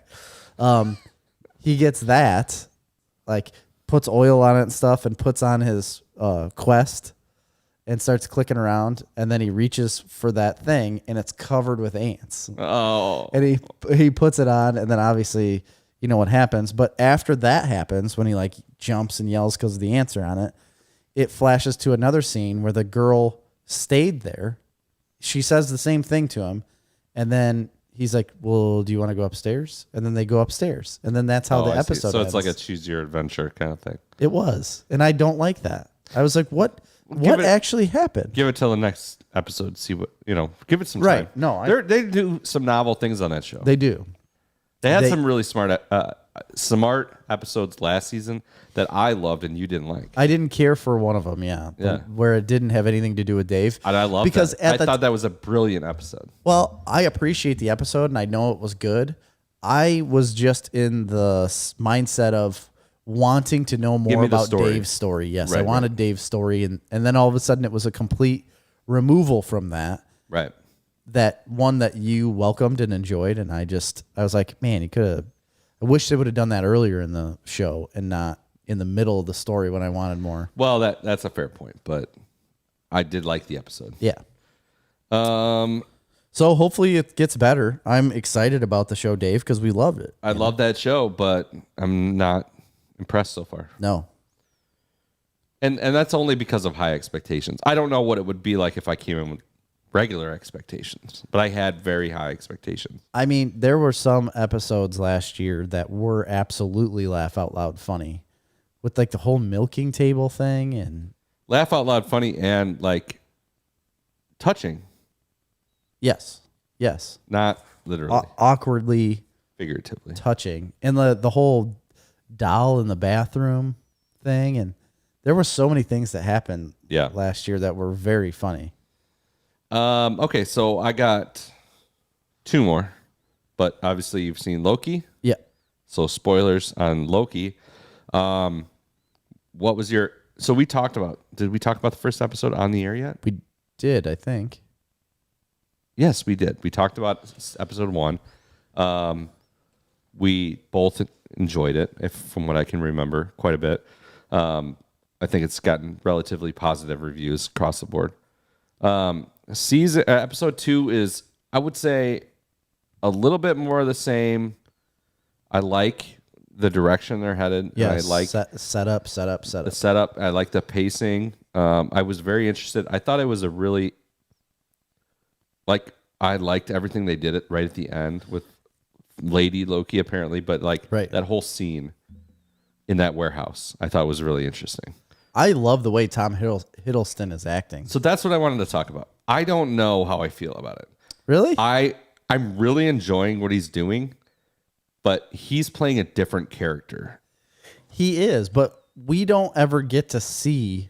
You don't really get to know Loki in any of the Thor movies. He's just such a side character. You're only seeing him at the end result, basically. Like the end moment where he's fighting with his brother and passionate and wants to just do what he needs to do. I mean, that's definitely a fair point. But like in the scene where they're in Mount Vesuvius exploding, and he's like jumping around, I'm like, we haven't seen that character before. Yeah, I see what you mean. I'm not saying it's a bad thing, and I think that's the whole point of the show. It is. And I get what you're saying too, and also part of it's like I don't care that we haven't seen that character before, and I don't care that it's not a narratively cohesive character arc performance because there's so little of it in the other stuff. Who cares? Exactly, because I would argue it would be the same for Wanda. Like, Absolutely. you know what I mean? Like Wanda and Vision. Like Scarlet Witch. We only saw Scarlet Witch a little bit, and then what you see her is just fighting things. We've never seen her as a character at home or doing any of her things that she did. Right. So I don't know. I think it's cool. He's a very likable character. He's a is. very likable character, and Owen Wilson's a very likable character. Yeah, and that's another thing. This is like the greatest Owen Wilson character I've ever seen. Yeah, he's doing great. I love it. Because I don't like a lot of Owen Wilson movies necessarily. From what he's done, it's just kind of forgettable. I mean, I like him as an actor. It's yeah, fine. I just think he's been very forgettable in things. You know what I mean? Like he's never been a character that I was like, man, Owen Wilson, what a performance. You know, I've never said that. This one though, The Life Aquatic, I like. Well, yeah, Life Aquatic, he's pretty good. Bottle Rocket. He's fine. Yeah. Anyway, no, I agree with you. Yeah, I just want more. Yep. I don't think that we can really comment too much at this point. It's only the second episode, but when I say that, you just told me yesterday that there's only 6 episodes. There's 6 episodes. I mean, it seems like they're advancing the story at a pace that's going to be okay. Yeah. I hope they don't take any distractions, though. They can't. Because they can't afford it. And WandaVision definitely did that, and it Failed. Yeah, I mean, it definitely didn't fail. Well, but I mean, the distraction didn't work. I mean, it just... it didn't help. Yeah. It didn't move the story quickly enough. You know, we're at the end of episode 2, and he's already introduced a whole nother universe, made you believe that he was befriending this universe, and now he is, at the end of this, left through a portal to betray that thing. Yeah, So a lot has happened. that's true. So we need to give that credit. And it doesn't feel like a lot has happened, but really a lot has happened. But it really has. Yeah, you're right. Yeah, Nolan had said my parents got picked for that Nielsen box. Oh, yeah, I saw that. I didn't know that was a thing. Anyway, so I'm definitely a fan. I don't think we need to get too in-depth in it because there's a lot more to go. Yes, big time fan of Loki. Watch it on its Wednesday night release. Do I think it's on the same level as Falcon and the Winter Soldier? Production value-wise, maybe not. It looks great, though, but it's intriguing to me. It's probably as intriguing or more intriguing. The thing about Falcon and the Winter Soldier, it just jumped out at you, was the production value. It was like a movie. Yeah, because that was big. That was a big story with big characters that need the big environment. Like, you don't get the same Falcon if he's not flying around. Right. But I'm definitely more interested in this story. And then, yeah, so that's what I was going to get at. And you don't get the Winter Soldier without big fight scenes and using his arm in the ways that he can do it, right? So you need that big production. Loki, you can tame it down because he's always been that sneaky sleuth type character that now you can finally get in this atmosphere. But I think it's going to get bigger. Yeah. You know, I think it's going to get a lot bigger. And, you know, I don't know. We don't need to speculate too much on the whole Lady Loki thing. I know that's a whole thing in the comics. I don't know anything about it. I don't either. So I don't need to try and figure that out right now. No. I don't think. No, not I'll at all. just let the show do it for me. Yeah, that's what I'm doing. And then I'll talk about it later as if I knew it all along. Exactly. That's how it works. Yeah. So yeah, we're basically at the end here. We're gonna. Sweet Tooth. Yeah, we got one more to go. So did we talk about Sweet Tooth at all? Other than we talked about the fact, I think we briefly talked about.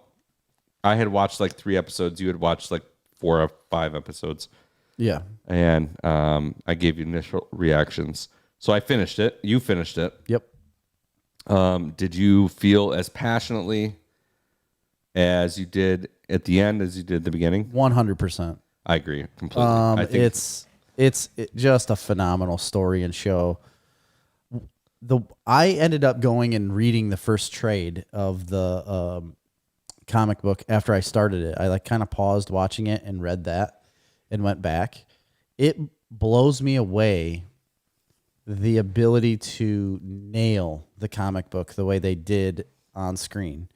And I've said it before where, I know Neil Gaiman's involved with doing, what is he doing? Sandman, and he's doing American Gods.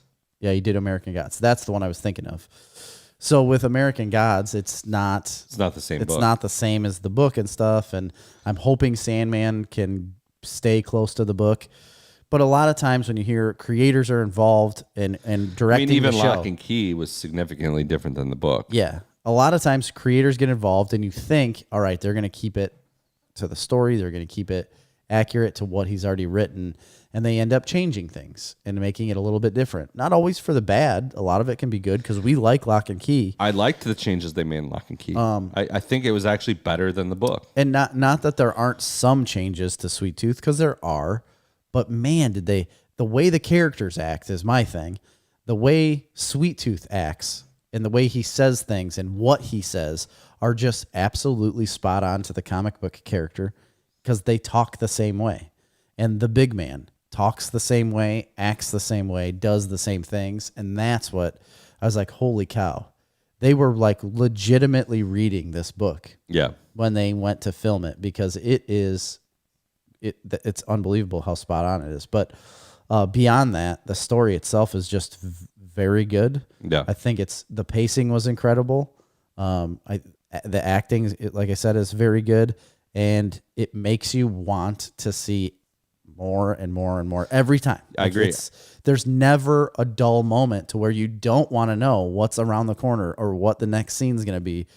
Absolutely agree. They got like a couple different storylines going on, and whenever things feel like they could get stale, they just switch. Yep. And it's to something just as interesting. And I love the set pieces. I love the world it's inhabited. Yeah. The acting is incredible. The littlest things, like just the way that this character of Sweet Tooth, this actor, can like bound through a scene in a deer-like manner. Yeah. Even little things like just the way he runs. I'm like, I don't know. They're just nailing it.